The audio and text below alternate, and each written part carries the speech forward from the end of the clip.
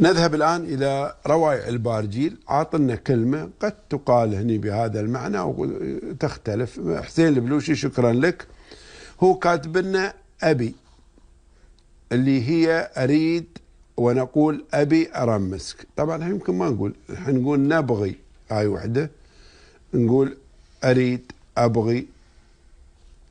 شو بعد يمكن نقولها يعني بهذه نعم.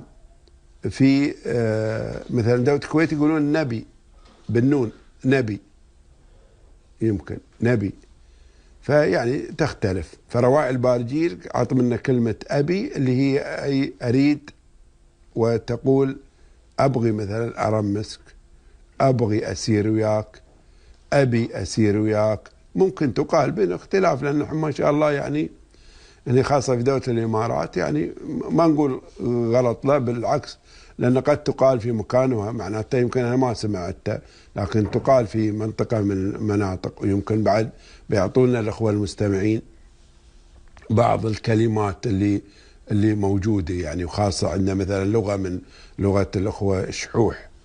زين، أنا أعتقد في يوم من الأيام سمعت كلمة شيلة، ترى هي لا، كلمة لا. زين، انتم هناك يعني هذا القسم شو تقولون اذا تقولون نبغي؟ تقولون نبغي ولا في كلمه بعد عندكم؟ جزاكم الله خير، كلامكم جميل. في يمكن بعد في بعضهم يعني في مناطق اخرى في العين يمكن يقولون شيء غير، اللي هي كلمه اريد او ابغي. بدل الحين تدخل عند مديرك تقول له ابغي ترقيه، هاي وايد زين. ابغي اجازه.